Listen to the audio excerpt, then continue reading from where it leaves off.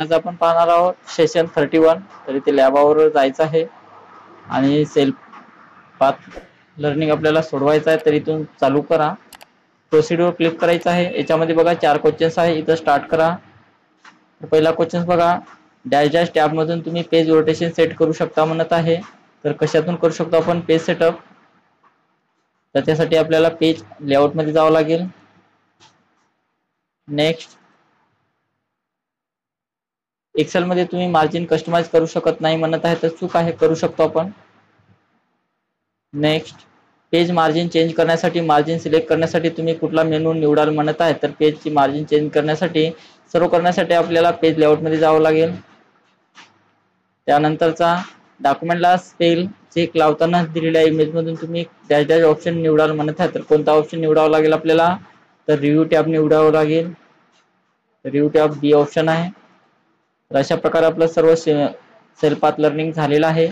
त्यानंतर इथे आपल्याला नॉलेज चेक सोडवायचा आहे. तर नॉलेज चेक वर क्लिक करा आणि इथे स्टार्ट एक्झाम वर क्लिक करायचं आहे. नेक्स्ट बटनावर क्लिक करा. याच्यामध्ये बघा PMY वेबसाईट साठी कोणता वेब ऍड्रेस आहे म्हणत आहे. तर PMY साठी आपल्याला कोणता वेब ऍड्रेस आहे? तर याचं उत्तर आहे बघा, पहिलेच आहे. PMY कर्जासाठी कोण पात्र आहेत म्हणत आहे. तर कोण पात्र असतात बघा, भागीदारी संस्था, मालकी हक्क संस्था आणि व्यक्ती, हे तिन्ही गोष्टी आहे. मुद्रा लोन कर्जदार अन्य कोणत्याही आर्थिक संस्थेचा डॅश डॅश असता कामा नये म्हणते. तर कर्ज बुडव्या. मुद्रा लोन पुढीलपैकी कोणती सामाजिक सुधारणा घडण्यास कारणीभूत ठरते म्हणत आहे. तर त्यासाठी उत्पन्न मिळवणे आणि रोजगार निर्मिती करणे, दोन्ही ऑप्शन्स आहे. मुद्रा लोनच्या पुढीलपैकी कोणत्या श्रेणी असतात म्हणत आहे. तर शिशु आहे, किशोर आहे आणि त्यानंतर तरुण आहे, हा वेगळा आहे. त्यासाठी सेव्ह करा. अशा प्रकारे आपलं सर्व सोडवणं झालेलं आहे. त्यानंतर SIM वर क्लिक करा आणि यामध्ये एंड एक्झाम हे टाकायचं आहे. त्यानंतर कन्फर्म बटनावर क्लिक करा, ओके करायचं आहे आणि त्यानंतर guided do it your self आपल्याला सोडवायचं आहे. तर इथून चालू करा. नेक्स्ट करायचं आहे. याच्यामध्ये बघा 5 क्वेश्चन्स आहे. तर पहिला क्वेश्चन्स लावा.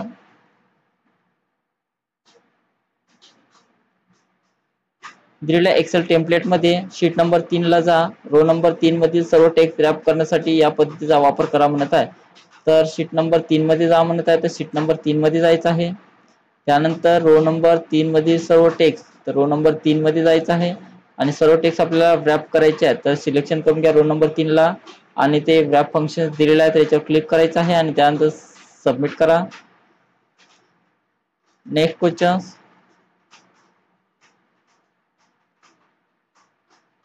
दाखवण्यात आलेल्या वर्कशीट मध्ये स्पेलिंग एरर तपासण्यासाठी review tab proofing group spelling option याचा वापर करा म्हणत आहे. तर त्यासाठी रिव्ह्यू टॅब वर जायचं आहे. त्यानंतर स्पेलिंग प्रूफिंगच्या ग्रुपमध्ये जाऊन स्पेलिंग सर्व चेक करा, येस करा. त्यानंतर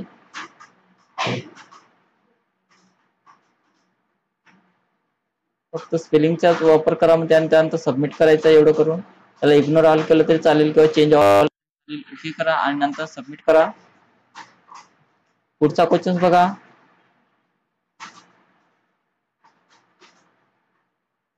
दाखवण्यात आलेल्या डॉक्युमेंट मध्ये स्पेलिंग एरर तपासण्यासाठी या ग्रुपचा वापर करा म्हणत आहे. तर त्यासाठी रिव्ह्यू टॅब मध्ये जा, स्पेलिंग अँड ग्रामर मध्ये जायचं आहे आणि यातनी चेंज ऑल वर क्लिक करा. पुन्हा चेंज ऑल वर क्लिक करा आणि त्यानंतर याला करायचं आहे, ओके करा आणि त्यानंतर सबमिट करा. पुढचा क्वेश्चन,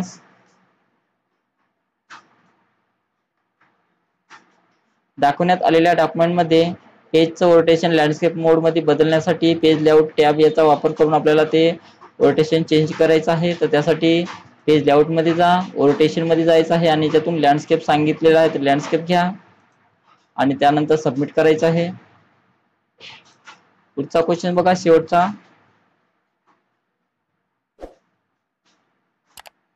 दिलेल्या वर्कशीट मध्ये रो नंबर 7 सिलेक्ट करा म्हणत आहे. तर रो नंबर 7 ला सिलेक्शन करा.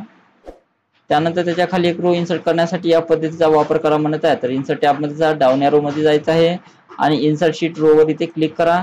नवीन आलेला आहे रो इथे आणि त्यानंतर सबमिट करायचं आहे. तर अशा प्रकारे आपल्याला सर्व करायचं आहे इथं. त्यानंतर SIM वर क्लिक करा आणि याच्यामध्ये आपल्याला एंड एक्झाम हे नाव टाकायचं आहे आणि त्यानंतर कन्फर्म बटनावर क्लिक करा. तर हे झालेलं आपलं guided do it your self पूर्ण सोडवणं.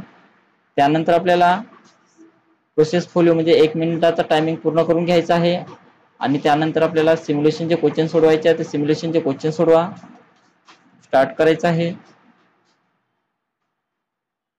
नेक्स्ट बटनावर क्लिक करा. याच्यामध्ये 2 क्वेश्चन्स आहेत सिम्युलेशनचे. इथून स्टार्ट करा. एका क्लिकवर संपूर्ण वर्कशीटचा फॉन्ट बदलणे खूप सोपं आहे, म्हणून कॅनरा पृष्ठ लेआउट टॅब वापरून संपूर्ण वर्कशीटचा फॉन्ट बदला म्हणत आहे. तर संपूर्ण शीटला इथून सिलेक्शन करून घ्यायचं आहे. त्यानंतर पेज लेआउट मध्ये जा. पेज लेआउट मध्ये गेल्यानंतर इथे फॉन्ट आहे, फॉन्ट मध्ये जा आणि त्यातून कोणता सांगितलेला आहे कॅनरा, तर जो सांगितलं असेल तो घ्यायचा आहे आणि त्यानंतर सेव्ह करा. Next question. MS एक्सेल वापरकर्त्याला 2 प्रकारचे पेज रोटेशन प्रदान करतो आणि वापरकर्ता आवश्यकतेनुसार पेज रोटेशन निवडू शकतो. डॉक्युमेंटवर काम करण्यासाठी तुम्हाला आडवी जागा अधिक लागते, त्यासाठी पेजचा व्ह्यू लँडस्केप रोटेशन असा बदला म्हणत आहेत. त्यासाठी पेज लेआउटवर जायचं आहे, रोटेशन मध्ये जा आणि याच्यातून लँडस्केप घ्यायचा आहे आणि त्यानंतर सेव्ह करा. SIM वर क्लिक करायचं आहे आणि त्यामध्ये बघा एंड एक्झाम हे नाव टाका आणि त्यानंतर कन्फर्म करायचं आहे.